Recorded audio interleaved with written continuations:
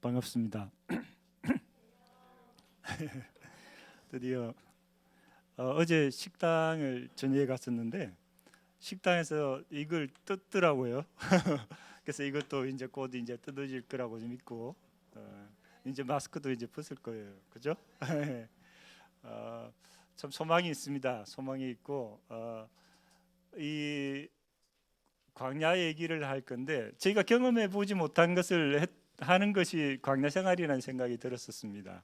저희가 실제적인 이스라엘에서도 광야에 살고도 있지만 또 여러분들이 겪은 이 2년간의 이 생활도 어떻게 보면 경험해 보지 못한 또 광야 생활이었다고 생각이 듭니다. 그래서 이것을 같이 한번 공감으로 나눠보면 어떨까라는 생각이 들었고 고별 설교죠.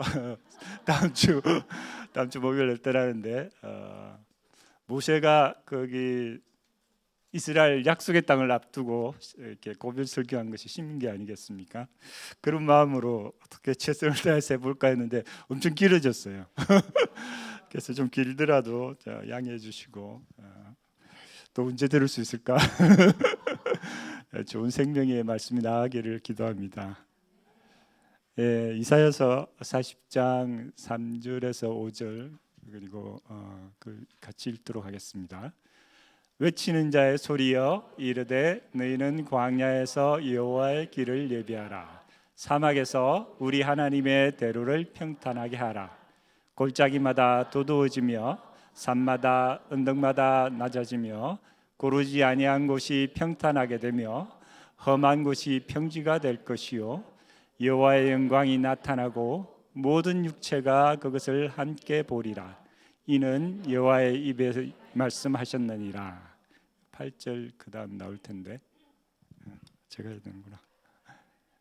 예, 푸른 마르고 꽃은 시드니 우리 하나님의 말씀은 영원히 서리라. 아멘. 예, 광야에서 정말 여호와의 오실 길을 이렇게 예비하라라는 말씀이 있는데 여기 사막이라고 나오죠. 사막이 실제적으로는 이스라엘에는 사막이 없어요. 그 원어로 보면 아라바라고 돼 있거든요. 그러니까 그 아라바가 광야가 어디냐면 그 사해에서 에일랏 가는 그 평지입니다. 그 골짜기도 있고 하는 세계에서 지구가 판의 구조로 돼 있다고 이렇게 배웠지 않습니까? 그 세계상에서 두 번째로 큰 판이 이렇게 부딪히는 곳이라서 거기가 이렇게 열곡이 생기고 그래서 지진이 자주 일어나요. 그래서 이스라엘의 과거에 그 지진 때문에 또 한 도시가 멸망했던 그런 얘기가 많이 있을 정도로 그곳에서 여호와의 길을 예비하라라고 이렇게 나오죠. 사막에서 하나님의 대로를 평탄케 하라. 그 열곡에는 이렇게 깊음도 있고 낮음도 있고 막 이런 지금은 이제 그걸 이렇게 고속도로로 잘 깔아놨습니다. 그래서 광야에서 어떻게 하나님을 예비할까라는 그것에 대해서 한번 같이 나눠보기를 원합니다. 이제 광야 얘기를 하면 실제적으로 광야 얘기는 모세오경에서 거의 다 나오죠. 그 출애굽기부터 시작해서 민수기, 신명기 그리고 실제적으로 제사장에 대한 이제 그 광야에서 나눴던 레위기까지도 그것이 다 광야 얘기입니다. 광야 얘기고 예루살렘으로 이제 모든 성인이 올라오라라고 남자들이 올라오라라고 얘기하는 절기도 모두 광야랑 관계가 있어요. 유월절은 결국은 애굽이라는 땅에서 이렇게 빠져나와서 광야로 들어갔던 것 그것을 이제 얘기하는 거고 오순절은 실제로 따져보면 유대인들은 그 오순절에 하나님의 말씀을 이렇게 호렙산에서 받았다고 그렇게 믿어요. 실제적으로 계산을 따져보면 그렇게 나옵니다. 그리고 이제 장막절은 너희가 광야를 기억하라. 지금 있던 그곳에서 초막을 지으면서 그곳에서 너희가 잊어버리지 않도록 그 광야의 생활을 기억하라라고 했던 그 장막절이 또 광야랑 연결이 되죠. 이 절기들은 또 추수와도 연결이 되어 있습니다.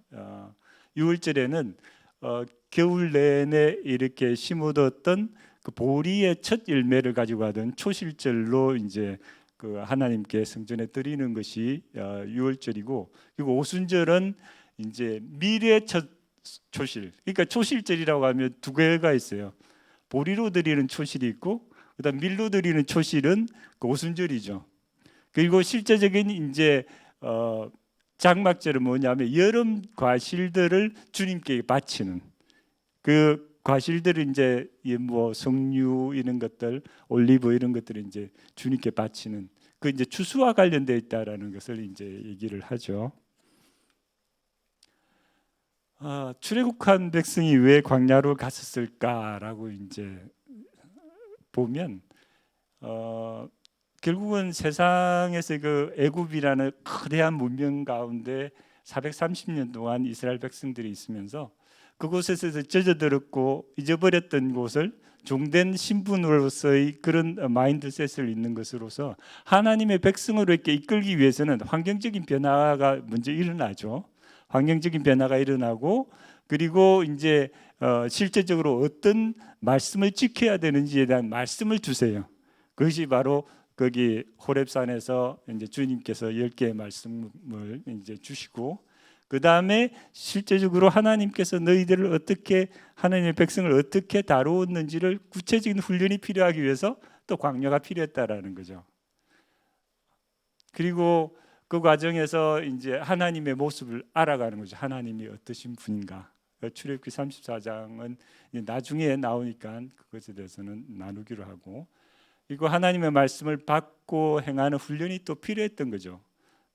이게 종들이 실제적인 약속의 땅으로 들어가기 위해서는 그 과정이 필요했던 거죠. 그래서 그 과정 가운데 이제 실제적으로 테스트가 뭐냐면 이제 10명의 이제 정탐꾼을 보냈었을 때 그것이 이제 이 사람들은 아직 준비가 안 됐다라는 것을 어떻게 보면 모든 백성의 그것을 대표하는 것들이 아마 정탐꾼이었다고 생각이 듭니다. 그러니까 그 10명 12명 중에 이제 10명이 부정적인 보고를 하지 않습니까?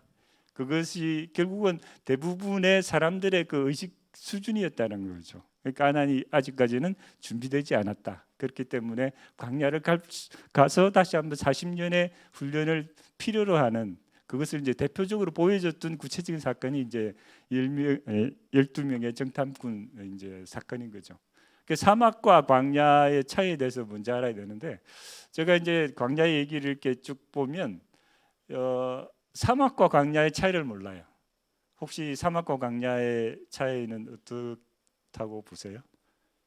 예, 물과 관계가 있습니다. 물과 관계가 있는데 이렇게 물이 왔었을 때 생명이 안 자라는 곳은 사막이고 그 가운데 물이 딱 오고 나서 그 다음 날 딱 광야로 가잖아요. 이렇게 핫짜브라는 이렇게 조그만 이렇게 풀들이 자라나요. 물만 있으면 생명이 자라나는 곳이 광야라는 거죠. 그러니까 물이 있어도 생명이 안 자라는 곳은 이게 이제 사막이고 물이 있으면 생명이 자라는 그 풀이 자라요. 이제 그 풀들을 이제 양과 염소들은 그런 것을 뜯어먹고 이제 자라는 거죠. 왜 광야일까라고 이제 나오는데 실제 하나님을 의지할 수밖에 없는 거죠. 왜냐하면 그 가운데 저희가 뭐 농사를 짓겠습니까? 뭐 그렇지 뭐 풀을 제대로 이렇게 뜯어먹일 수가 있겠습니까? 어떻게 양과 염소를 데리고 나왔는데 이 양과 염소 사람들이 먹을 물들을 어떻게 해결하겠습니까? 결국은 하나님만을 의지할 수밖에 없는 그런 환경으로 이제 몰아넣으신 거죠. 그 훈련을 통해서 하나님을 만나고 하나님의 모습이 어떠신지 그 부분의 속성을 경험하는 그런 장소로서 이제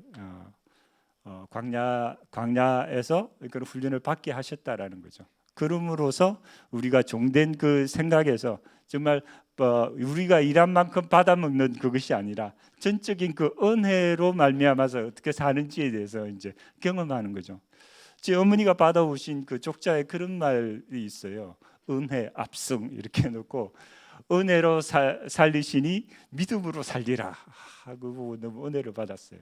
그것이 하나님께서 광야에 있었을 때 그 은혜로서 주님께서 주셨기 때문에 그 하나님을 그것을 경험했기 때문에 이렇게 믿음으로 살리라라는 그 고백이 나왔다는 것이 정말 이렇게 명구절이더라고요. 그것이 저희들한테는 은혜가 됐습니다. 그래서 이제 신명기에 보면 하나님이 어떻게 이스라엘 백성들을 이제 살리셨는지 그것에 대해서 이제 나누는데 이것도 같이 한번 읽어볼까요?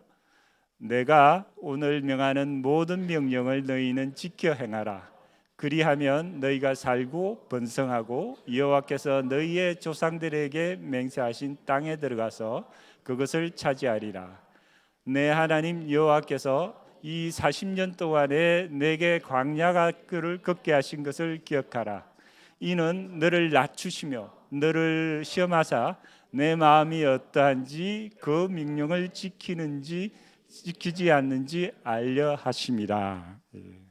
그리고 너를 낮추시며 너를 줄이게 하시며 또 너도 알지 못하며 내 조상들도 알지 못하던 만나를 내게 먹이신 것은 사람이 떡으로만 사는 것이 아니요 여호와의 입에서 나오는 모든 말씀으로 사는 줄을 내가 알게 하려 하심이라. 이 40년 동안에 내 의복이 헤어지지 아니하였고 내 발이 부르트지 아니하였느니라. 너는 사람이 그 아들을 징계함 같이 내 하나님 여호와께서 너를 징계하시는 줄 마음에 생각하고 내 하나님 여호와의 명령을 지켜 그의 길을 따라가며 그를 경외할지니라. 신명기에서 이제 어떻게 하나님께서 인도하시고 왜 하셨는지에 대해서 구체적으로 이제 나오는 구절이에요. 신명기. 이제 모세가 이제 고별 설교 중에 이제 나오는 거죠. 하나님께서 어떻게 인도하셨는지 그 40년의 광야 생활 끝에서 그걸 한번 돌아보는 거죠. 그러면서 내가 오늘 명하는 모든 명령을 너희는 지켜 행하라. 그리하면 너희가 살고 번성하고 여호와께서 너희의 조상들에게 맹세하신 땅에 들어가서 그것을 차지하리라. 명령을 지킨다라는 것은 결국은 그분께서 우리를 이끌어내신 목적, 결국은 종의 신분에서 하나님의 백성으로 이렇게 인도하셨다라는 그 구체적인 그 하나하나의 구체적인 디테일을 이제 살게 하시는, 명령을 지킨다라는 것은 그분이 가리킨 하나하나의 디테일을 사는 것을 이제 말씀하는 거죠. 그리고 그것을 살았을 때에 정말 우리가 축복을 받을 것이고 좀 약속의 땅으로 들어갈 것이고 그 땅을 또한 우리가 차지할 것이라고 주님께서 약속하십니다. 그리고 내 하나님 여호와께서 이 40년 동안에 내게 광야 길을 걷게 하신 것을 기억하라. 이는 너를 낮추시며 너를 시험하사 내 마음이 어떠한지 그 명령을 지키는지 지키지 않는지 알려 하심이니라. 광야를 걷게 하시는 이유는 우리를 겸손케 하기 위해서 그렇다고 이렇게 얘기해요. 우리가 스스로 벌어먹고 우리가 먹고 살만하다면 겸손해지지 않죠. 그것은 자연스러운 우리의 교만이라기보다 무엇인가에 의존하고 싶지 않은 그 독립적인 마음이 아마 개인적으로 있어서 그런 것 같습니다.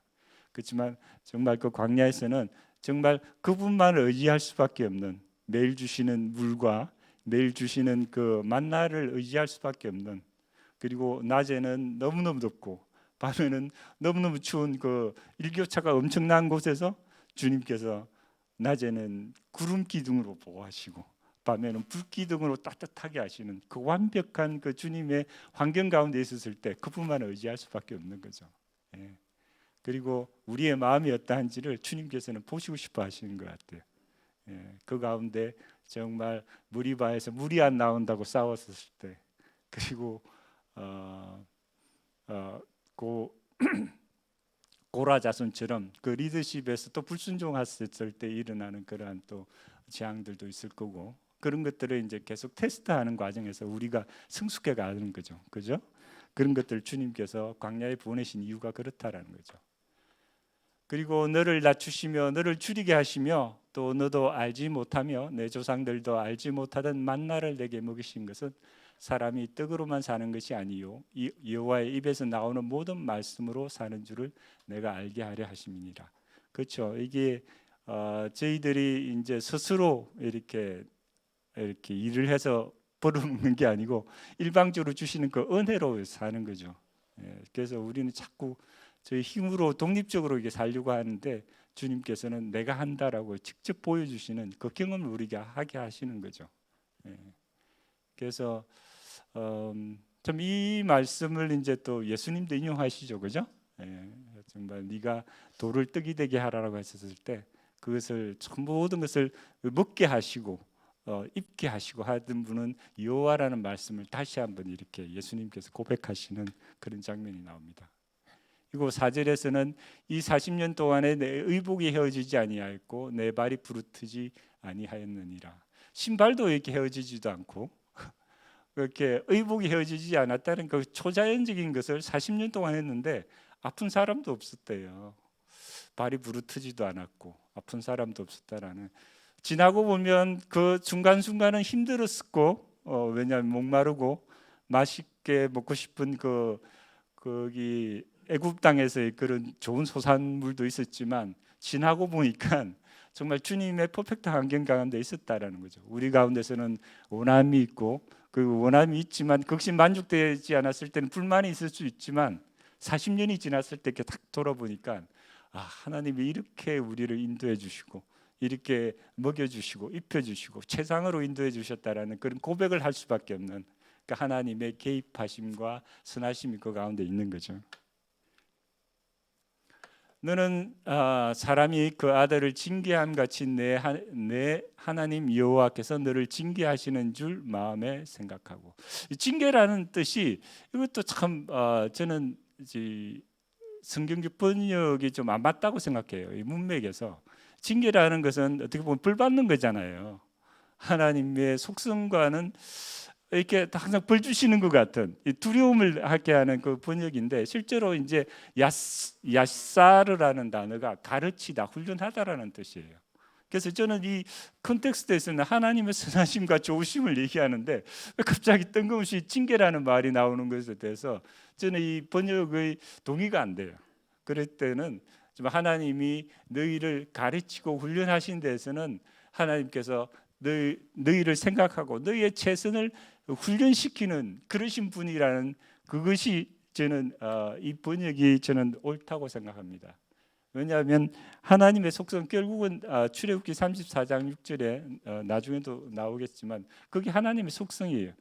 출애굽기 34장 6절과 7절에 보면 여호와 여호와라. 그죠 뭐죠? 자비롭고 은혜롭고 노하기를 더디하고 그리고 그 다음에 뭐죠? 자비와 인자가 많으신 진실이 많으신 인자와 진실이 많으신 하나님이라는 그 고백이 있잖아요.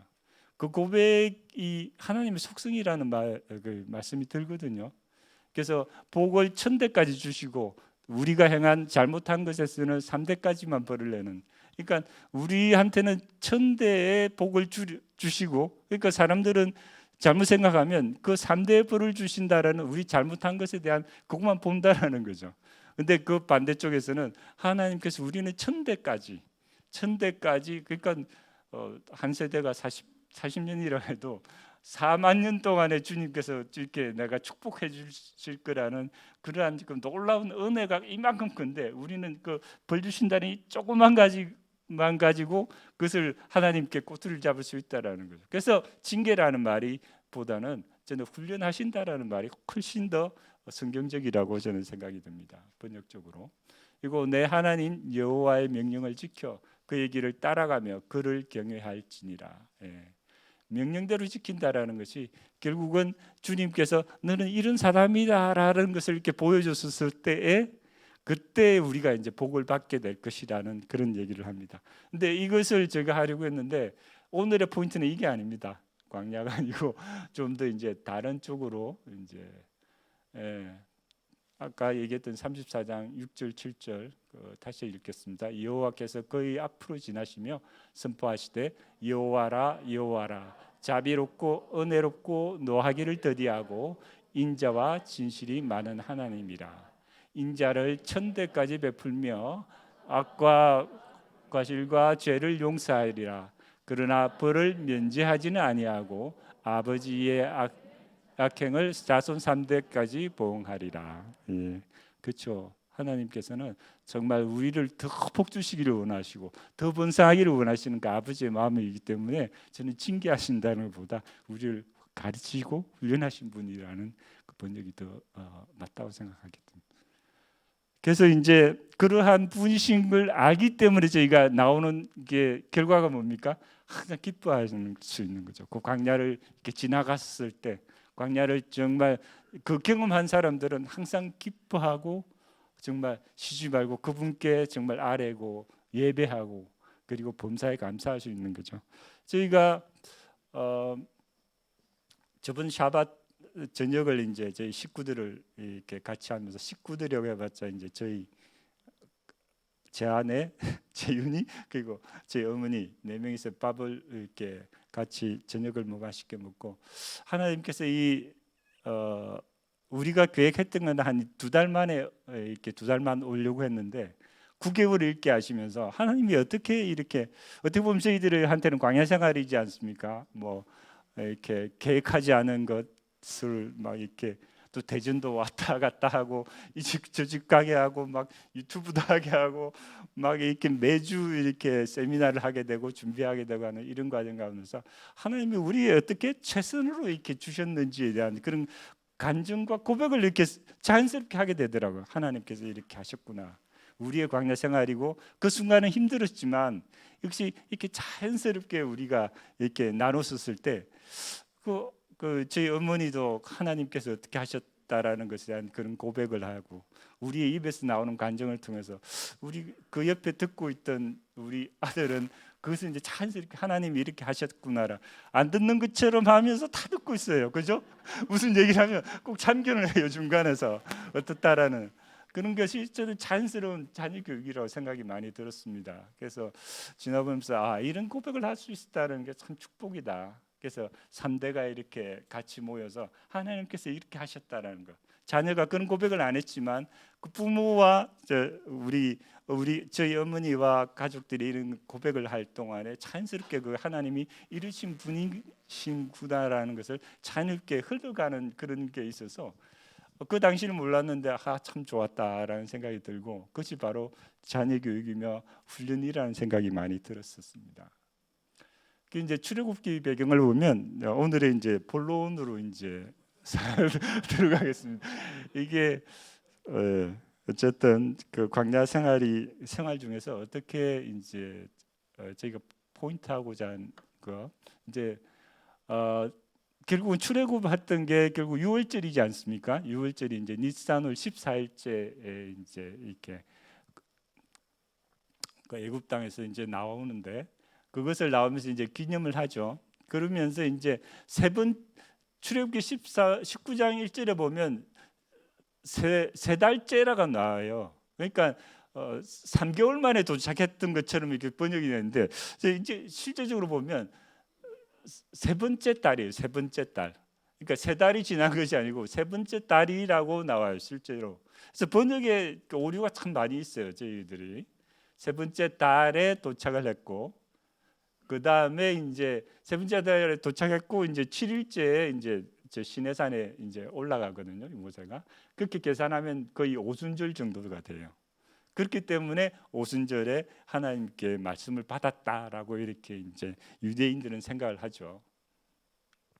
근데 저희들이 이제 10계명이라고 하는데 10개의 계명, 명령형이라고 생각이 되는데, 그 10계명에는 명령형이 없어요. 처음에 19장에 들어갔을 때 뭘 얘기를 하냐면 하나님과 내 백성이라는 그러한 나와 언약을 맺은 백성이고 제사장과 나의 보석이라는 거룩한 소유라고 주님께서 명령을 하시고, 19장에 20장에 뭘 하냐고 하면 이제 10개의 말씀을 주시거든요. 근데 이스라엘 사람들이 결혼을 할 때 결혼의 언약식을 하고는 뭘 하냐고 하면 커투바로 해서 문서에다가 뭘 어떻게 나의 남편은 이렇게 어떻게 하겠습니다라는 이렇게 사인을 해요. 근데 그런 사인을 하는 실제적인 그것이 뭐냐면 10개의 말씀으로 통해서 나와 이스라엘 백성이 결혼을 했고 이스라엘 백성이 이제 사인하는 거예요. 그 10개의 말씀인데 10개의 말씀 중에 신기하게 10개의 말씀 중에 명령형은 딱 하나예요. 다 보면은 다 명령형이죠, 번역에 보면. 근데 실제적으로 그게 문법을 이렇게 쭉 보면 명령형은 딱 하나밖에 없어요. 예. 구체적인 언약식 10개의 말씀 이렇게 나오는데, 이제 이스라엘 사람들은 이것을 십계명이라고는 하지 않고 10개의 말씀이라고 이렇게 얘기를 하세요. 그래서 그 번역 10개의 말씀을 제가 여기 번역본으로 이제 읽어보도록 하겠습니다. 나는 너를 애굽 땅 종되었던 집에서 인도하여 낸 내 하나님 여호와니라. 너는 나 외에는 다른 신들을 내게 두지 말라. 너는 내 하나님 여호와의 이름을 망령되게 부르지 말라. 안식일을 기억하여 거룩하게 지키라. 내 부모를 공경하라. 그리고 살인하지 말라, 간음하지 말라, 도둑질하지 말라, 내 이웃에 대하여 거짓 증거하지 말라, 내 이웃의 집을 탐내지 말라라고 이렇게 번역서는 돼 있어요. 근데 이것을 이렇게 글자 그대로 문법적으로 이렇게 하면 제 해석으로는 이렇게 돼야 된다고 봅니다. 나는 너를 애굽 땅 종되었던 집에서 인도하여 낸 내 하나님 여호와니라. 이게 명령이 아니죠. 그대로 쓰고, 너는 나 외에는 다른 신들을 내게 두지 않는 존재이다. 그러니까 본래는 로하고 그냥 평범한 단어로 썼어요. 너는 아니다라, 뭐 아니다, 기다라고 하는데 명령이 아니에요.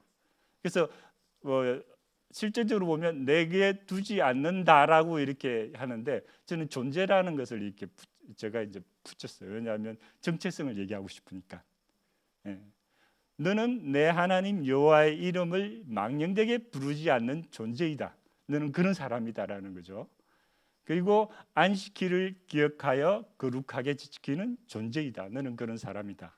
그리고 내 부모를 공경하라. 유일한 명령이에요.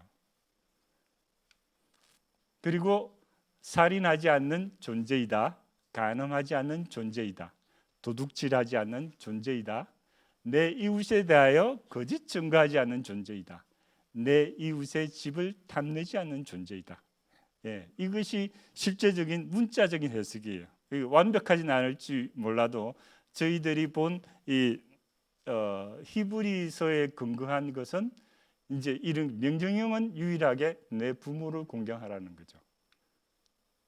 그래서 이제 여기 정체성에 나오는 게 이제 그림인데, 이제 결과, 과정, 정체성 뭐 이런 그림이 있어서 제가 책을 읽다가 이거 저 정체성에 대한 좋은 설명이라고 해서 제가 이제 카피를 사진을 찍었습니다.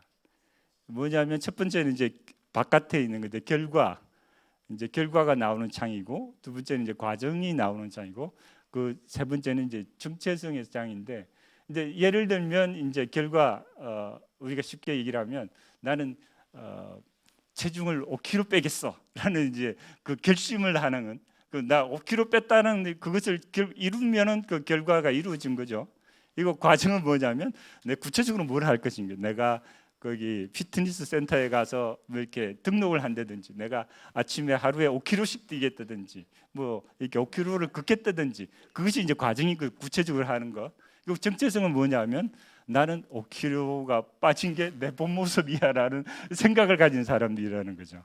그러니까 이것을 가졌을 때 결과적으로 나타나는 이제 현상들은 뭐냐면 모든 과정이 다 거기 중요하다라는 거죠. 그렇지만 계속 지속할 수 있고, 우리가 거기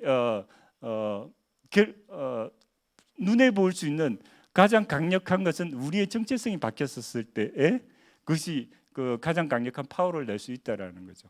만약에 내가 거기 나는 5kg 빠진, 본래 5kg 빠진 게 내 모습이야라고 이렇게 가지고 있는 사람은 조금이라도 운동을 하거나 힘들어지거나 아는 밥을 먹는 양을 줄여들이면 나는 이런 사람이 아니야라고 그냥 포기해버린다라는 거죠.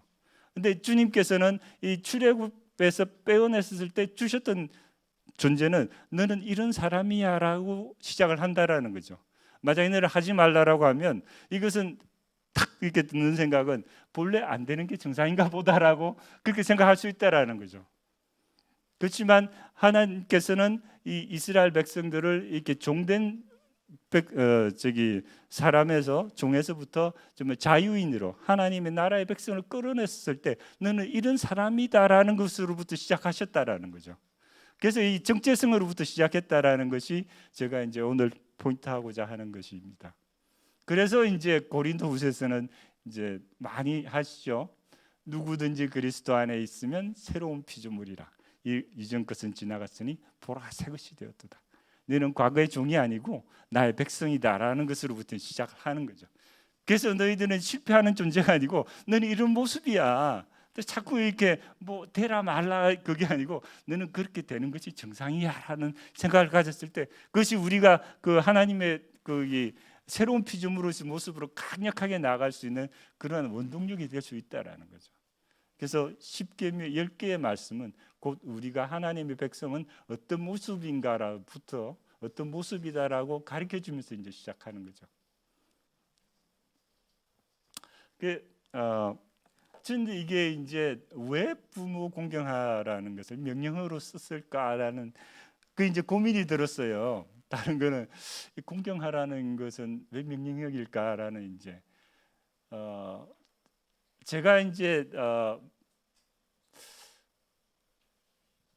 믿음 생활을 하면서 이렇게 가르침을 받았을 때 굉장히 좀 추상적이다라는 생각을 많이 했었습니다. 사랑하라, 공경하라는 것도 좀 추상적인 개념이 아닐까라고 해서 제가 여기에 대해서 공경하라는 것은 과연 무엇인가라는 것을 이제 고민을 하게 됐어요. 실제적으로 저희가 이제 어머니랑 살다 보면서 일어나는 그 갈등들이 있고 또 이제 우리 처갓집에 가서 이제 살다 보면은 부모님과의 갈등들이 있어요.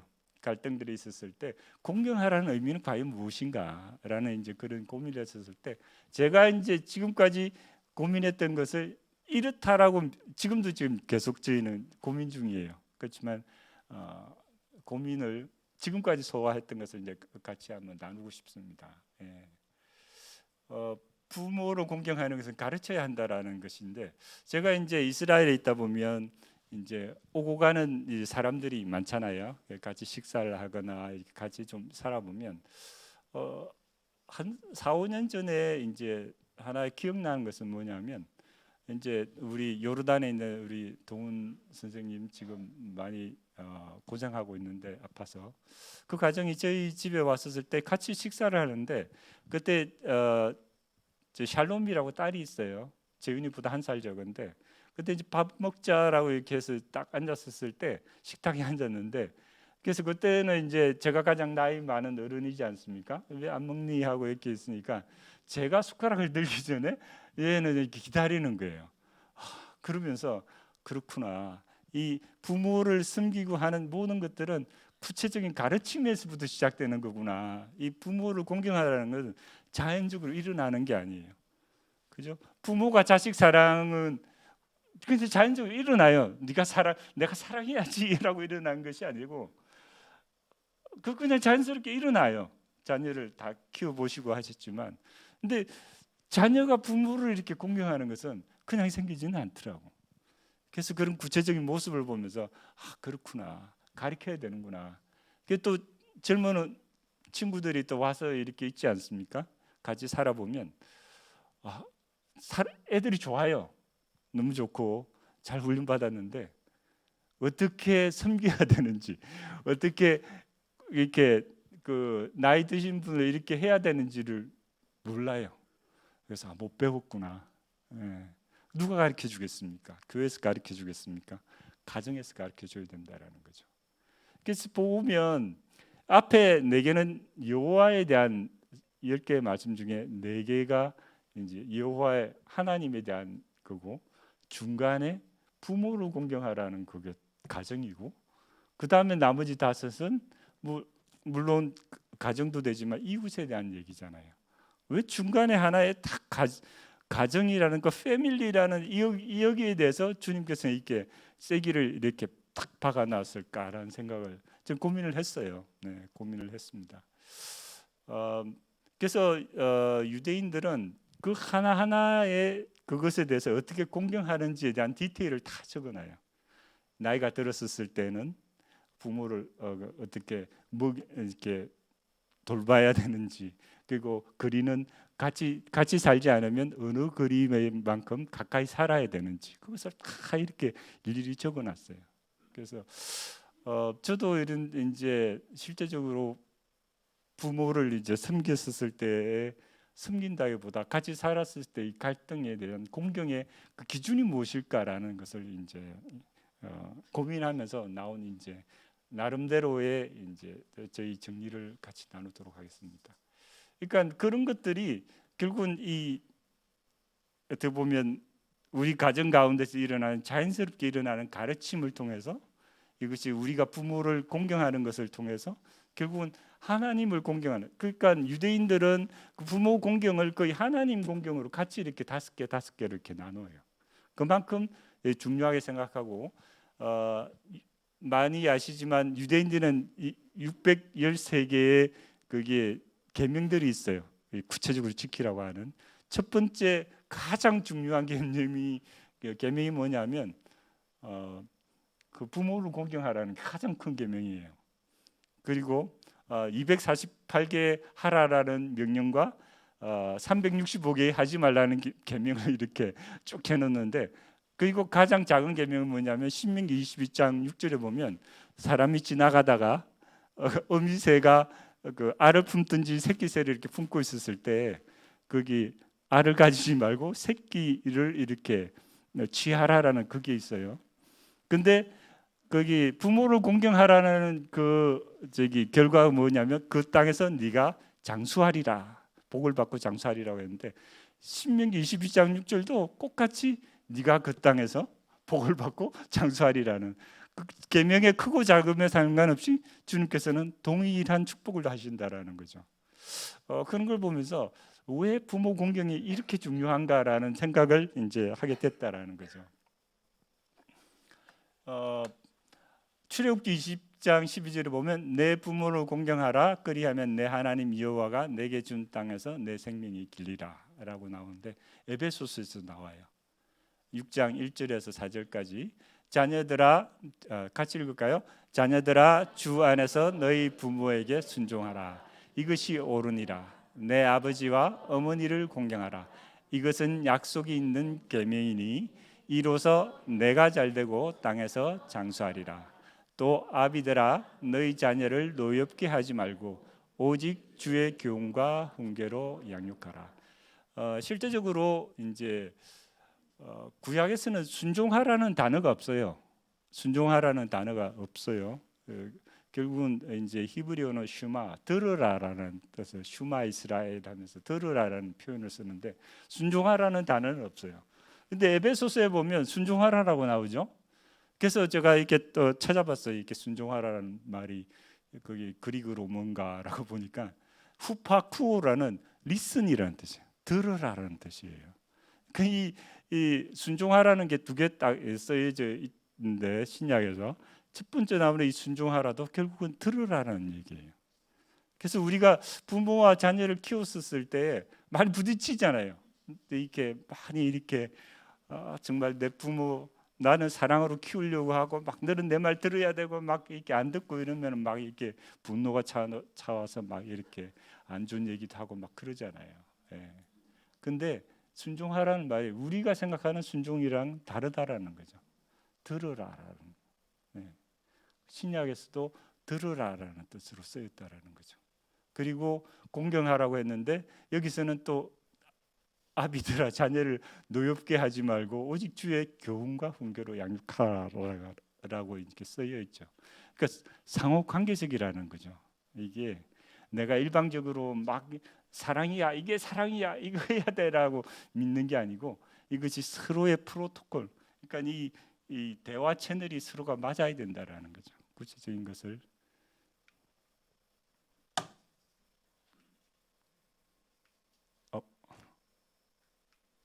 다음 거 여기 안 넘어가네요.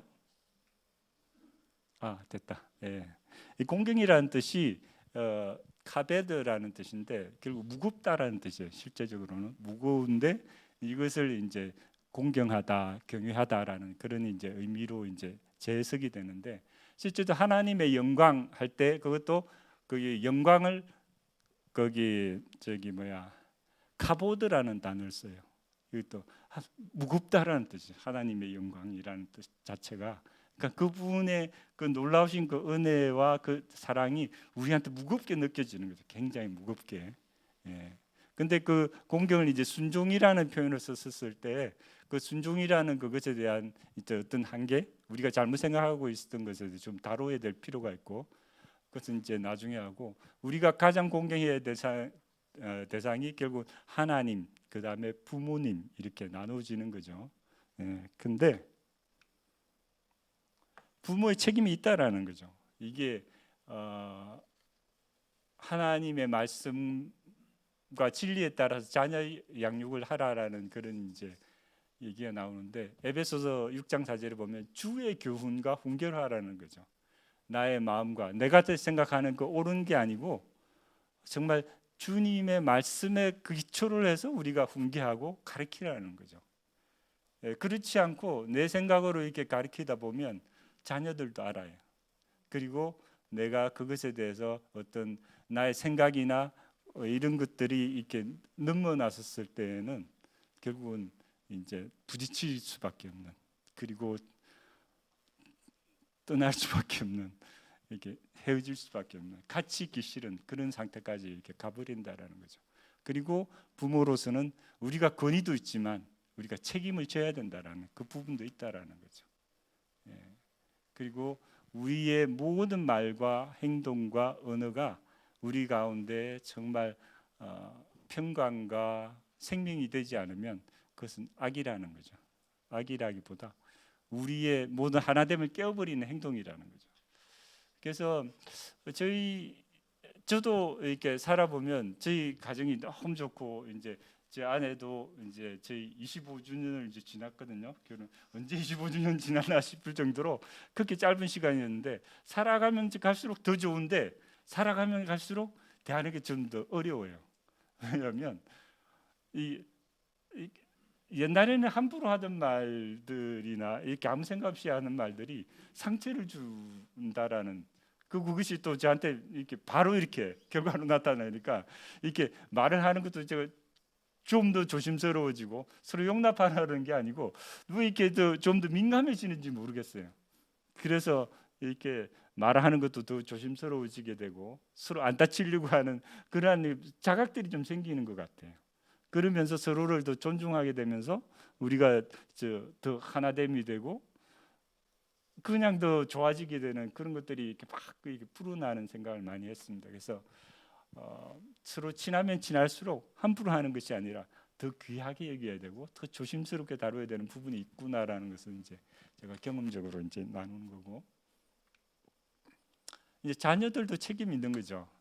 부모의 말씀을 듣는 것, 그리고 부모의 노후를 살피는 것.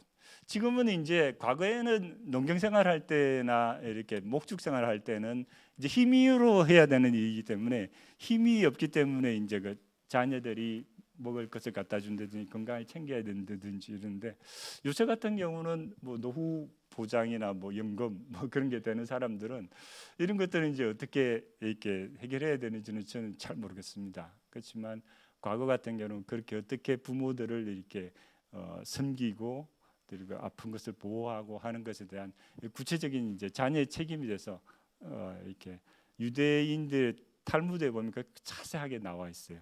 무엇을 이렇게 어떻게 해야 되는 것은 구체적인 것들.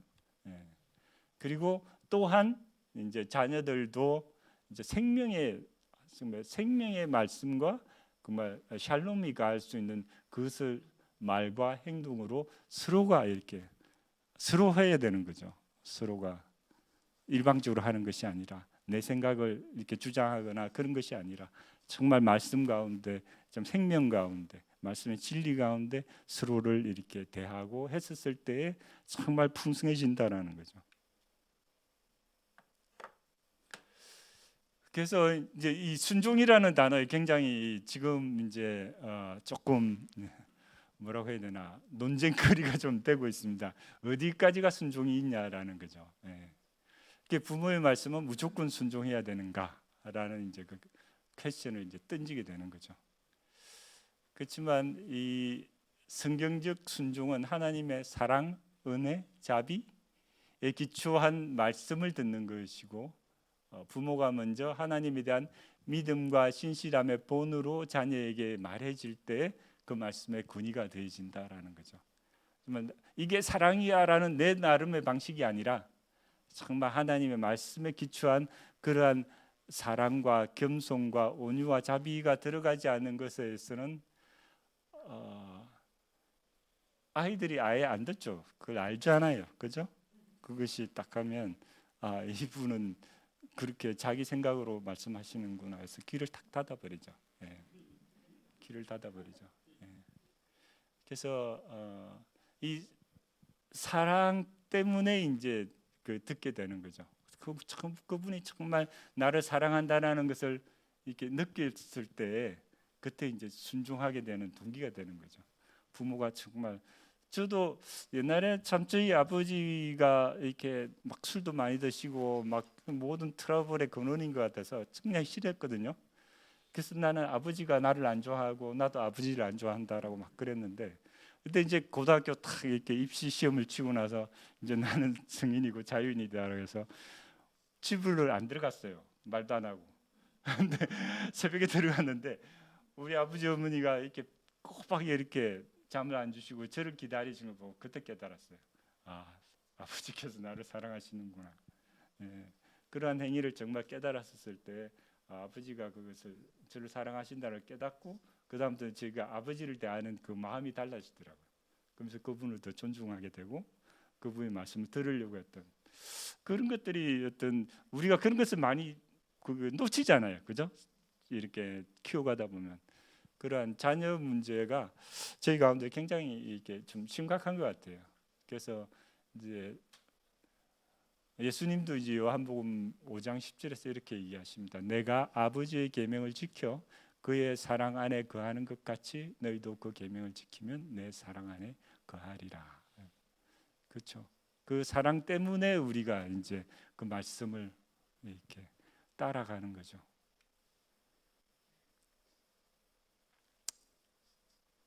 네, 이렇게 저희들 결국은 내 말 해, 내 말 따라라고 했었을 때 궁극적으로는 그 자녀가 스스로 생각하고 성숙하는 것을 그것을 잘 인도하는 것이 이제 부모의 역할이라고 저는 생각이 듭니다. 예. 자녀들은 그 부모의 하는 행동과 삶을 행동 그게 태도를 통해서 자녀들이 그 생활의 생명의 지혜를 배우는 거죠. 그러면서 그 다음 세대에게 바톤 터치가 되고 하는 노의 조건 참 어려운 문제인데 그것이 하나님의 자리를 대체한 경우들이 가끔씩 있어요.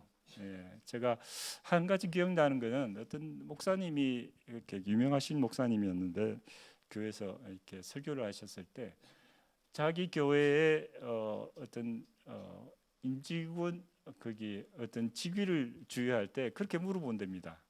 노란색을 보고 이것이 빨간색입니다라고. 이게 빨간색입니까 노란색입니까?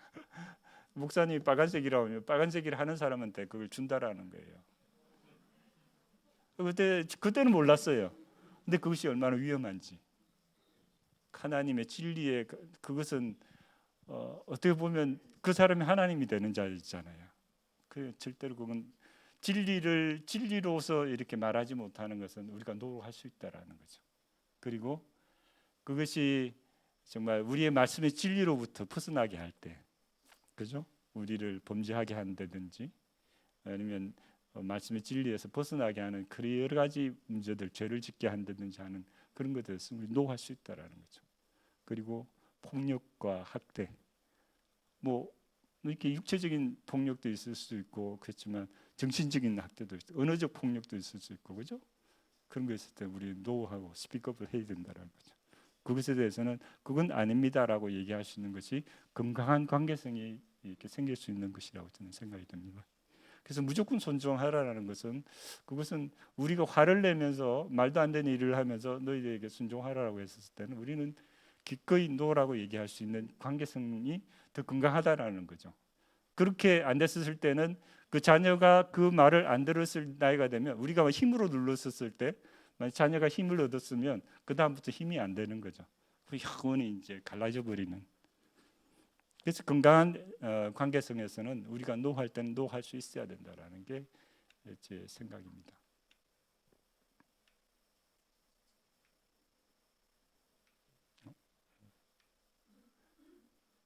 자, 한번. 네. 그래서 결국은 부모 공경의 궁극적인 목표는 우리가 하나됨을 이루고 정말 이 땅 가운데 기쁨 동산을 일궈야 된다라는 가장 최소한의 공동체라는 생각이 듭니다. 우리가 이런 광야 생활에서 이 팬데믹의 이 광야 생활에서 결국은 아무리 쪼개려고 해도 국가에서 쪼갤 수 없는 것이 결국 가정이잖아요. 가족이잖아요. 그래서 또 가족을 쪼개려고 하니까 뭐 젠더 갈등 나누고 세대 갈등 막 이렇게 해서 나누려고 하는데 궁극적으로 하나님 나라는 결국은 하나됨이라는 거죠. 예. 정말 사랑하고 정말 이 기쁨 동산으로 서로 있으면 좋고 정말 우리가 기쁨과 감사와 이런 정말 예배가 일어날 수 있는 그 간증이 일어날 수 있는 것이 이것이 청정한 이렇게 공동체라는 거죠. 그렇기 때문에 예.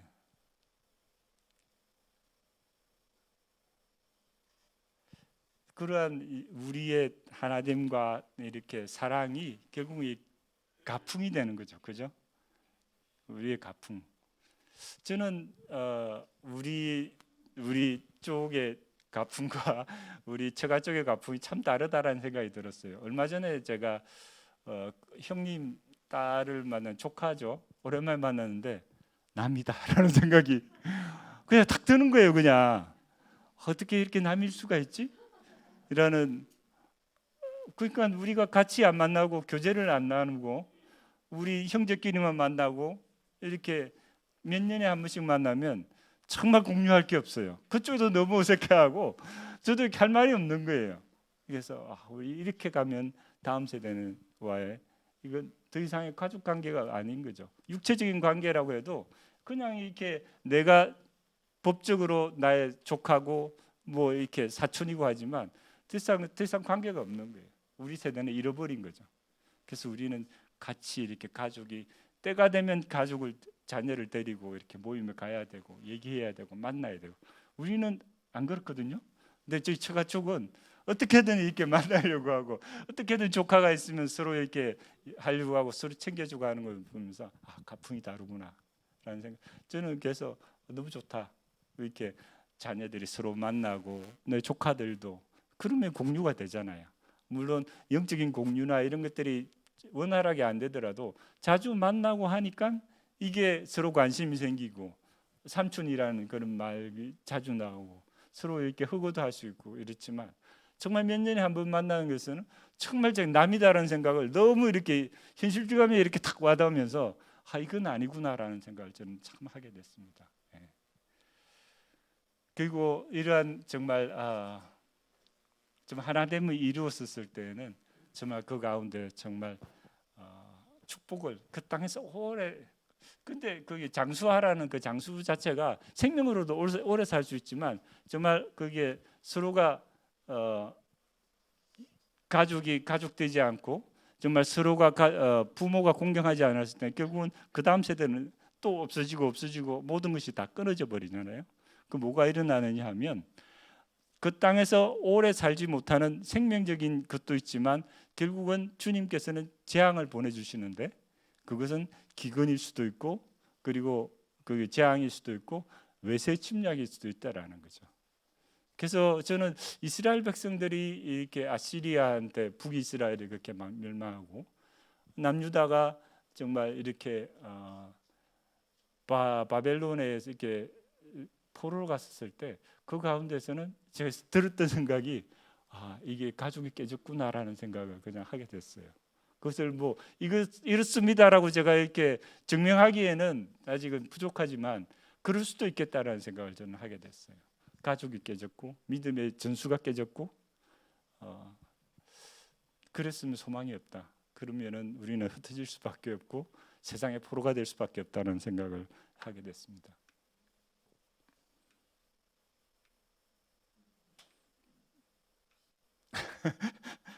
리모컨이 조금 제 말을 잘 안 듣네요.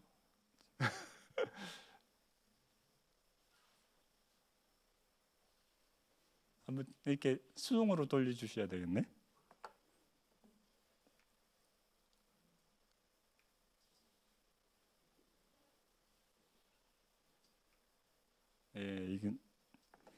영적 방해라고 생각하고 더 좋은 예, 이럴 때는 저는 은혜가 있어요. 네, 이렇게 방해가 있을 때 하는 또 이렇게 왜냐 은혜가 없으면 이런 방해할 필요 없잖아요.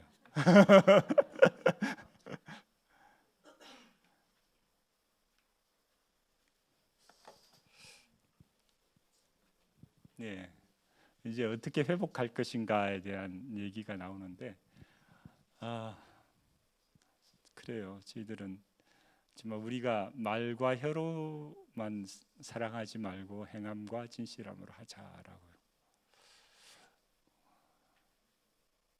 예, 저는 이거밖에 더 이렇게 주님께서 기쁨 동산을 만드셨을 때도 그렇고 예수님께서도 이 땅 가운데 정말 돌아가시고 뜻이 하늘에서 이루어진 것 같이 땅에서도 이루어지고자 하는 궁극적인 목적이 무엇일까? 정말 그 기쁨 동산 우리 가정 가운데서 그 교회 가운데서 그 사회 가운데서 정말 생명과 평안을 느끼는 그 궁극적인 목표를 위해서 주님께서는 이렇게 돌아가시지 않으셨나? 그리고 이 오리지널 창조의 디자인의 목적이 결국은 그것을 이루시기 위한 그 목적이라는 생각이 많이 들었습니다.